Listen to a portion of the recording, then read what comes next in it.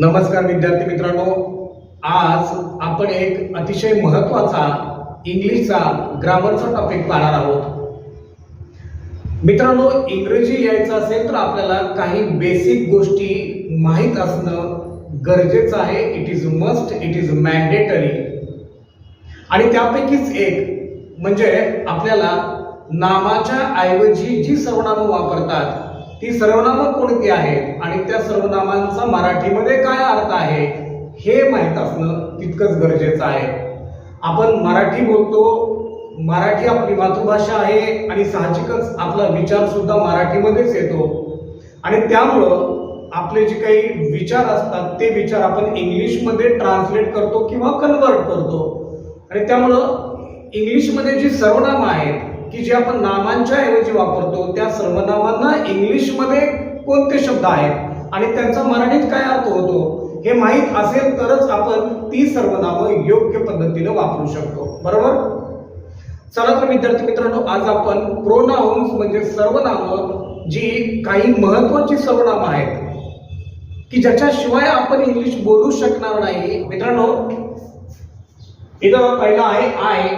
आता आपल्याला जर मी शाळेला जात आहे असं म्हणायचं असेल आणि ह्या मराठी बीला इंग्लिशमध्ये कोणता शब्द आहे हेच माहीत नसेल तर आपल्या वाक्याची सुरुवातच होणार नाही. बरोबर? आणि म्हणून प्रोनाउन्स काय आहेत, त्यांचे मराठी अर्थ काय हे माहिती करून घेणं तितकंच गरजेचं आहे. आय म्हणजे मी. वी मित्रांनो, वी म्हणजे आम्ही.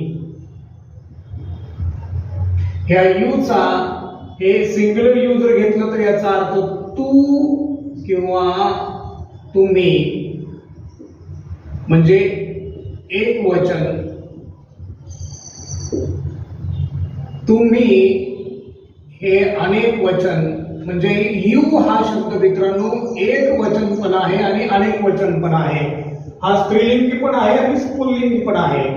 हा एक वचन आहे, इथं तू तुम्ही तेव्हा म्हणतो आणि जर अनेक व्यक्तींना बोलायचं असेल तर आपण तुम्ही म्हणतो. हे यू सेम आहे, स्पेलिंग सेम आहे, उच्चार सेम आहे आणि ते सर्वनाम एक वचनात पण आहे आणि अनेक वचनात पण आहे. पुढचं सर्वनाम आहे ही. ह्या हीला मराठीमध्ये हा किंवा तो, हे किंवा ते एक पुरुषवाचक आहे. एका पुरुषाचा जर उल्लेख करायचा असेल मित्रांनो तर आपण ही असा शब्द वापरायचा. मग तो अगदी देशाचा पंतप्रधान जरी असला तरी सुद्धा त्याच्यासाठी ही हाच शब्द हेच सर्वनाम आपण वापरतो. शी म्हणजे ही किंवा ती, ह्या किंवा त्या एका स्त्रीसाठी मग ती श्रीमंत असो, गरीब असो, म्हातारी असो, तरुण असो, राईट, कुठलीही असू देत, एक स्त्री असेल, एक मुलगी असेल तर तिच्यासाठी शी, ही, ती, ह्या, त्या आपण आदरपूर्वक जेव्हा बोलतो ना तेव्हा आपण ह्या किंवा त्या असे मराठीमध्ये सर्वनाम वापरतो. मित्रांनो, पुढे आहे इट म्हणजे हे किंवा ते, हा किंवा तो आणि एक प्राणी असेल, पक्षी असेल, वस्तू असेल इत्यादीसाठी इट हे सर्वनाम वापरतो. म्हणजे एक टेबल असेल तर हे टेबल आहे, ते टेबल आहे, हा बॉल आहे, तो बॉल आहे. अशा पद्धतीनं आपण इट हे सर्वनाम एक प्राणी, एक पक्षी, एक वस्तू यांच्यासाठी वापरतो. दे म्हणजे हे किंवा ते, ह्या किंवा त्या. जेव्हा अनेक व्यक्ती, अनेक वस्तू, अनेक प्राणी यांचा उल्लेख करायचा असतो, जिथं अनेक वचन येईल, मग ते प्राणी असतील, पक्षी असतील, वस्तू असतील, राईट, तर त्यांच्या सर्वांसाठी हे सजीव आणि निर्जीव अनेक वचन, सजीव व निर्जीव या दोघांसाठीही हेच सर्वनाम वापरतात. त्याच्यानंतर पुढे आहे मित्रांनो माय आणि माइन या दोन्हींचा अर्थ एकच होतो. माय म्हणजे माझा, माझी, माझे, आणि माइनचा सुद्धा मित्रांनो तोच अर्थ आहे माझा, माझी, माझे. फरक एवढाच आहे की जर आपण असं विचारलं की हा पेन कोणाचा आहे, whose pen is this असं जर प्रश्न विचारला तर उत्तर येतं इट्स माइन, माझा आहे.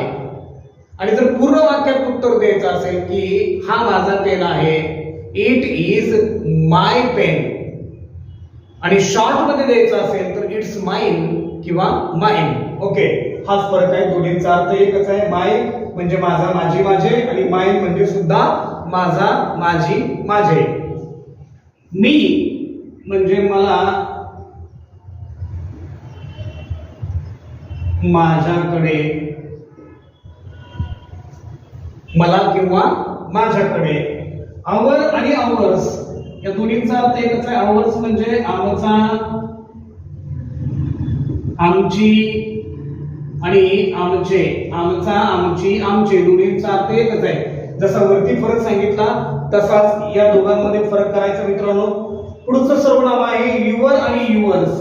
युअर आणि युअर्स म्हणजे तुझा, तुझी, तुझे, तुझा, तुझी, तुझे, किंवा तुमचा, तुमची, तुमचे, तुमचा, तुमची आणि तुमचे. तर असे अनेक वचन आहेत. युअर म्हणजे तुझा, तुझी, तुझे, तुमचा, तुमची, तुमचे एक वचन आणि अनेक वचन. हे दोन शब्द एक वचनासाठी पण येतात आणि अनेक वचनासाठी पण येतात. स्त्रियांसाठी पण येतात आणि पुरुषांसाठी पण येतात. ठीक आहे. तर पुढचा सर्वनाम बघूया मित्रांनो हीज. हे हीज म्हणजे ह्याचा, ह्याची, ह्याचे, ह्याचा, ह्याची, ह्याचे, किंवा त्याचा, त्याची, त्याचे.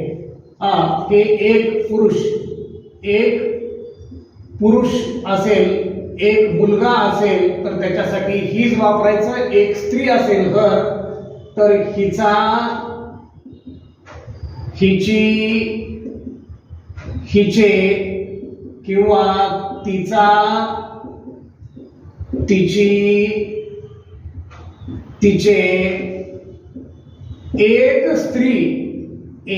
स्त्री असेल तर हर वापरायचं. मग ती वृद्ध स्त्री असू देत किंवा एखाद्या देशाची ती स्त्री पंतप्रधान असू देत, तरी सुद्धा हिचा, हिची, हिचे, किंवा तिचा, तिची, त्याचे, किंवा ह्यांचा, ह्यांची, ह्यांचे, आणि त्यांचा, त्यांची, त्यांचे. आदरपूर्वक जरी बोलायचं असेल तरी मित्रांनो हर हेच सर्वनाम आपल्याकडे आहे. मित्रांनो पुढचं सर्वनाम आहे देअर. देअर म्हणजे अनेकांचा, त्यांचा, त्यांची, त्यांचे. म्हणजे अनेक वचन, अनेक स्त्रिया, अनेक पुरुष, अनेक प्राणी, अनेक पक्षी, किंवा अनेक काय असेल, अनेक वचन जेव्हा असेल तेव्हा त्यांचा, त्यांची, त्यांचे म्हणायचं असेल तर देअर हे सर्वनाम वापरायला विसरायचं नाही. चला तर पुढचं सर्वनाम बघूया देम. देम म्हणजे त्यांना. देम म्हणजे त्यांना, अनेकांना, अनेक स्त्रिया,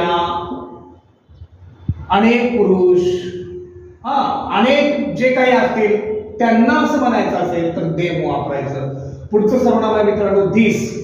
दिस म्हणजे हा, ही, हे, जवळच्या एकासाठी, जवळच्या एकासाठी. एक पक्षी असेल, एक प्राणी असेल, एक वस्तू असेल, किंवा एक मुलगा असेल आणि त्याचा जर उल्लेख करायचा असेल, त्याला दर्शवायचा असेल, दाखवायचा असेल तर आपण हे धिस म्हणजे जवळच्या एका वस्तूसाठी, पक्षासाठी, प्राण्यासाठी वापरायचं. तर लांबच्या एका पक्षासाठी, प्राण्यासाठी, वस्तूसाठी किंवा झाडासाठी किंवा जे काय असेल पण लांब असेल आपल्यापासून तेव्हा दॅट वापरायचा. आणि त्याचा अर्थ आहे तो, ती, ते, लांबच्या एकासाठी. लांबच्या एकासाठी म्हणजे लांब एखादी वस्तू असेल, प्राणी असेल, पक्षी असेल आणि त्याचा उल्लेख करायचा असेल किंवा तो दाखवायचा असेल तर दॅट वापरायचं. पुढचं सर्वनाम आहे मित्रांनो दीज. दीज म्हणजे जवळच्या अनेकसाठी, ह्या किंवा ही. ही पुस्तके आहेत, ह्या वह्या आहेत, राईट, ह्या किंवा ह्या वह्या आहेत, ही पुस्तके आहेत. जवळच्या अनेक वस्तू, पक्षी, प्राणी जर आपल्याला उल्लेख करायचा असेल तर दीज वापरायचं मित्रांनो. जर लांबच्या अनेक वस्तू, पक्षी, प्राणी यांचा उल्लेख करायचा असेल तर दोज वापरतात. दोज, त्या किंवा ती जनावरे आहेत, त्या गायी आहेत. लांबच्या अनेकांसाठी हे अनेक वचनासाठीची सर्वनाम आहेत मित्रांनो. जर लांब अनेक पक्षी असतील, अनेक प्राणी असतील, अनेक वस्तू असतील, अनेक झाडं असतील तर त्याच्यासाठी दोज वापरायचे. दोज आर कोकोनट ट्रीज, म्हणजे ती नारळाची झाडं आहेत. तिथं नारळाची झाडं दोन किंवा दोनापेक्षा अधिक जास्त आहेत आणि म्हणून दोज शब्द वापरायचा. हिअर म्हणजे येथे आणि देअर म्हणजे तेथे. मित्रांनो, यानंतर ही पुढे काही सर्वनाम आहेत. जेव्हा आपण मी स्वतः, तू स्वतः, तुम्ही स्वतः, आम्ही स्वतः असं स्वतः जेव्हा म्हणतो तेव्हा सेल्फ किंवा सेल्फ लागलेली सर्वनामं वापरावी लागतात. चला तर बघूया या सर्वनामांचा अर्थ काय होतो आणि त्यांचा वापर कसा करावा लागतो. तर माय सेल्फ म्हणजे मी स्वतः. आपण बऱ्याच वेळा म्हणतो की मी स्वतः तिथं आलो होतो, राईट. पण तेव्हा माय सेल्फ म्हणजे मी स्वतः असा शब्द वापरावा लागतो. I had come there myself, right. Our self म्हणजे आम्ही स्वतः.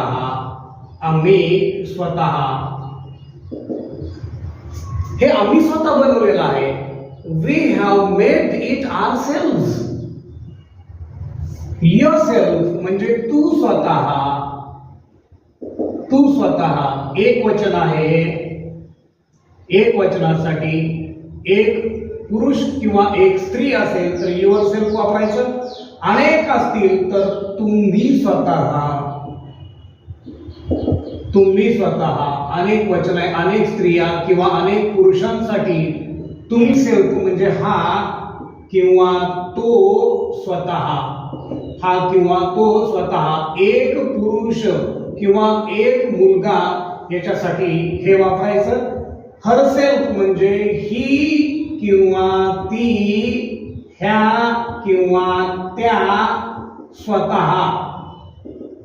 एक स्त्री असेल मग ती गरीब असो, श्रीमंत असो, राईट, किंवा वयस्कर असू देत किंवा एखादी मुलगी असू देत. ही, ती, ह्या, त्या स्वतः. एका स्त्रीसाठी किंवा एका मुलीसाठी ही स्वतः, ते स्वतः असं म्हणायचं. पुढे आहे मित्रांनो इट सेल्फ म्हणजे एखादा पक्षी किंवा प्राणी असेल, हे किंवा ते, ह्या किंवा त्या. एका पक्षासाठी मित्रांनो, एका प्राण्यासाठी हा, तो, हे, ते, स्वतः. एक पक्षी, एक प्राणी, एक पक्षी किंवा एक प्राणी असेल तर हे किंवा ते स्वतः असं वापरायचं. आणि देमसेल्व्स मित्रांनो शेवटचं सर्वनाम आहे. देमसेल्व्स म्हणजे अनेक पक्षी असतील, प्राणी असतील, हे, ते, ह्या, त्या, स्वतः. हे अनेक वचन आहे. अनेक पक्षी, अनेक प्राणी, अनेक व्यक्ती, राईट. अनेक वचन आहे मित्रांनो.